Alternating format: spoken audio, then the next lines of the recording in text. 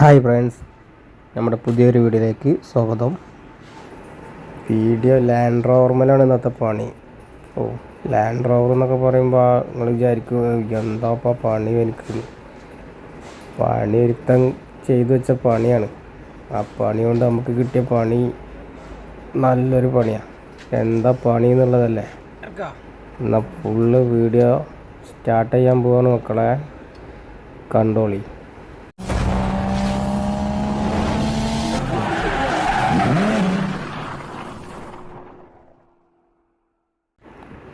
അങ്ങനെ ഇപ്പോൾ ഈ വർക്കിനെ പറ്റി നമ്മൾ പറയുകയാണെന്നുണ്ടെങ്കിൽ ഒരു കഥ തന്നെ പറയാനുണ്ട്. ഓരോരോ ആൾക്കാർക്ക് ഓരോരോ തോന്നൽ വരുന്ന ടൈമേ. എന്തായാലും പണി നമുക്ക് കിട്ടിയിട്ടുള്ളത് ഡീസൽ അടിക്കൊണ്ട് കൊടുത്ത് പെട്രോൾ അടിച്ച്. അത് പെട്രോൾ പമ്പിൽ പോയിട്ട് അടിച്ചതൊന്നല്ല. അതായത് പെട്രോൾ പമ്പ് പോയിട്ട് ഡീസൽ വാങ്ങേണ്ട കൊടുത്ത് പെട്രോൾ വാങ്ങിയിട്ട് കുപ്പിയിലാക്കി കൊണ്ടുവന്നിട്ട്, കുപ്പിയിലല്ല വലിയ 10 ലിറ്ററിൻ്റെ ടിന്നിലാക്കി കൊണ്ടുവന്നിട്ട് പണി കൊട്ടയിലാക്കി കൊണ്ടുവന്നിട്ട് തലേൻ്റെ മുകളിൽ കൊണ്ടിട്ട മാതിരിയായി. പെട്രോൾ കൊണ്ടുവന്നുകൊണ്ട് വണ്ടിയിൽ വെച്ച് തന്നേക്കും തന്നെ നല്ല പണിയാണ് കിട്ടിയിട്ടുള്ളത്. മൊത്തം ക്ലോസ് അയക്കണം, ബാക്കിൽ നിന്ന് ഷോക്കപ്പിൻ്റെ ബോൾട്ട് അയക്കണം, മേലെ നിന്ന് ഷോക്കപ്പിൻ്റെ നെട്ട് അയക്കാൻ വേണ്ടി മൊത്തം പീസ് അയക്കേണ്ടി വന്നു. എന്തിനാന്ന് വെച്ചാൽ ക്ലോസ് മൊത്തമായിട്ട് ബാക്കിലെ ഫ്രെയിം മൊത്തം അയക്കണം. അതായത് ഹൗസിങ് ഉൾപ്പെടെ നിർത്തിയിട്ട് ബോഡി പൊക്കണം. എല്ലാം ഒരു രക്ഷയില്ല. വണ്ടീൻ്റെ മുകളിൽ നിന്ന് ഡീസലിൻ്റെ ടാങ്ക് നമുക്ക് പുറത്തേക്ക് എടുക്കണം എന്നുണ്ടെങ്കിൽ ടയർ അവിടെ നിർത്തിയിട്ട് നമ്മൾ പൊന്തിക്കുകയാണ്. ഓരോ സ്റ്റെപ്പായിട്ട് പൊന്തിക്കൊണ്ടിരിക്കുന്നു, പൊന്തിക്കൊണ്ടിരിക്കുന്നതാണ്.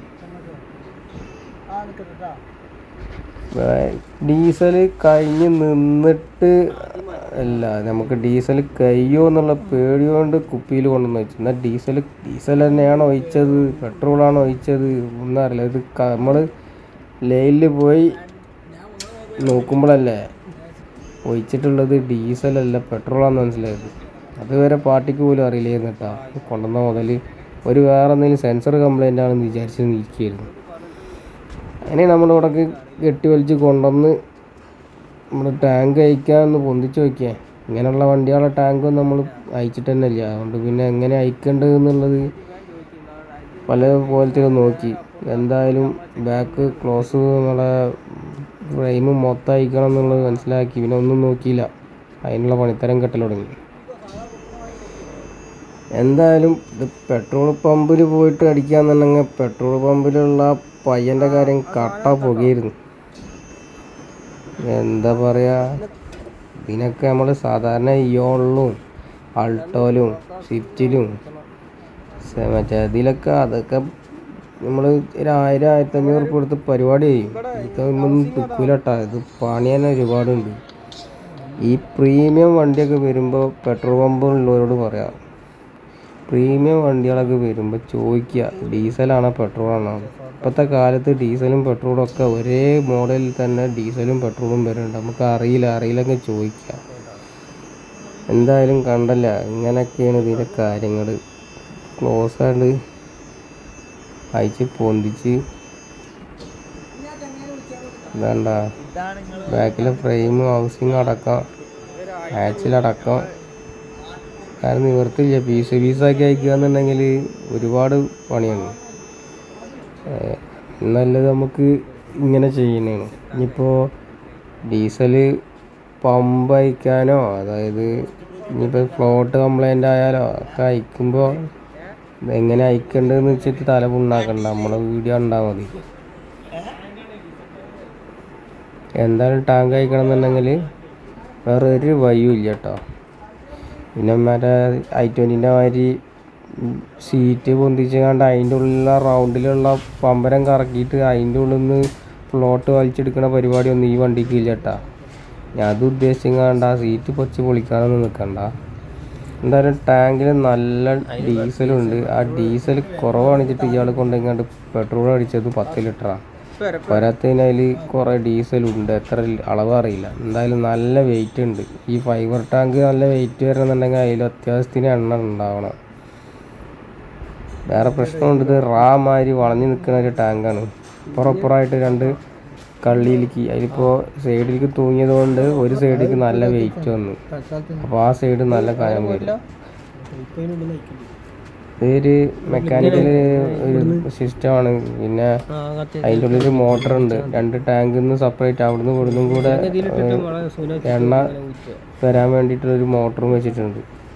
പിന്നെ ഡയറക്റ്റ് അങ്ങോട്ട് പമ്പിക്ക് ഹൈ പ്രഷർ പമ്പിക്ക് വരാനുള്ളൊരു മോട്ടറുണ്ട്. അത് ക്രാങ്കിങ്ങിലാട്ടോ അതിലേക്കൊക്കെ എണ്ണ വരിക.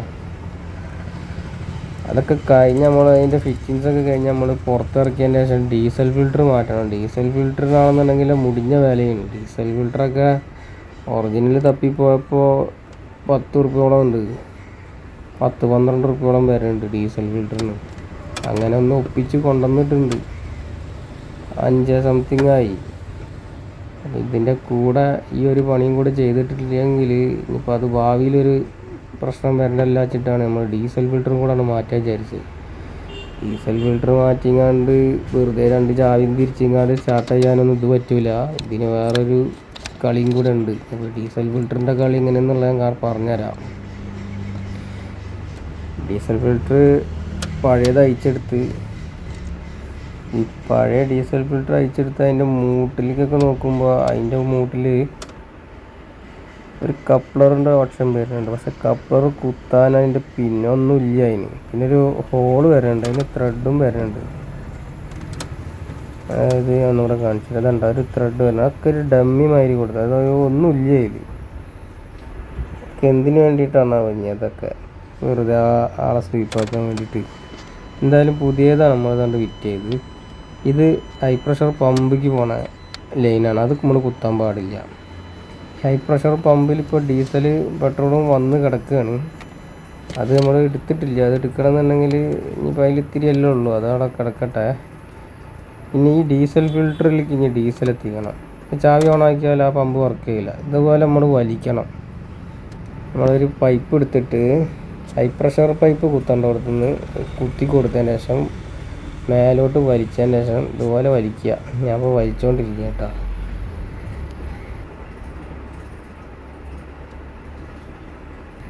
വലിച്ച് ഡീസൽ വന്ന് എൻ്റെ വായിൽ കായ്ക്കണം.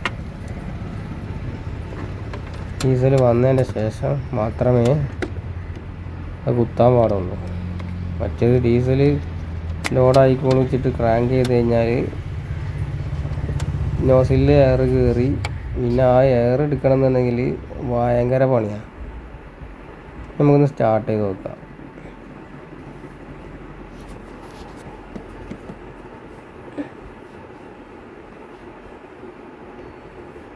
സ്റ്റാർട്ട് ചെയ്യുന്നതിൻ്റെ മുമ്പായിട്ട് ചാവി 3-4 ഓഫാക്കാനോ ഓണാക്കാനൊന്നുമില്ല. എന്തായാലും ക്രാങ്കിങ്ങിലായി ആ പമ്പ് വർക്ക് ചെയ്യുമല്ലോ. ഒറ്റയടിക്ക് സ്റ്റാർട്ടായി ഒന്ന് റൈസാക്കി പിടിച്ചിട്ടുണ്ട്. കുഴപ്പമൊന്നുമില്ല. ഒരു ഇഞ്ചൻ വാണിങ്ങിൻ്റെ ലൈറ്റ് കാണിക്കുന്നുണ്ട്. അതെന്താണെന്നുള്ള ഇനിയിപ്പോൾ ഒന്ന് സ്കാൻ ചെയ്ത് നോക്കാം. എന്തായാലും ഡീസൽ വണ്ടിയിൽ പെട്രോളൊക്കെ മാറി അടിക്കുമ്പോൾ ഓരോരോ വണ്ടിക്ക് അനുസരിച്ചാവും പണി. അപ്പോൾ ഈ ലാൻഡ് റോവർ നമുക്ക് തന്ന പണി നല്ല പണിയാണെങ്കിലും നല്ല ബുദ്ധിമുട്ടാണ് ഇങ്ങനെയൊക്കെ വന്നു കഴിഞ്ഞാൽ. എന്തായാലും നമ്മളൊരു വഴിക്ക് പോകുമ്പോൾ ഇതുപോലൊക്കെ എണ്ണ മാറി അടിക്കാതെ നോക്കുക. പമ്പിൽ പണിയെടുക്കുന്ന ആൾക്കാരൊക്കെ ശ്രദ്ധിക്കുക. ഇങ്ങനെയുള്ള വണ്ടികളൊക്കെ വരുമ്പോൾ ഒന്ന് ശ്രദ്ധിക്കുക. അപ്പോൾ നമ്മുടെ ഈ വീഡിയോ കണ്ട് ഈ വീഡിയോ എല്ലാവർക്കും ഷെയർ ചെയ്ത് കൊടുക്കുക, സപ്പോർട്ട് ചെയ്യുക. അപ്പോൾ നെക്സ്റ്റ് വീഡിയോയിൽ കാണാം. അതുപോലത്തെ നല്ല വെറൈറ്റി വീഡിയോകളൊക്കെ ഞാൻ ഇടും. അപ്പോൾ നെക്സ്റ്റ് വീഡിയോ കാണാം. Okay, thank you.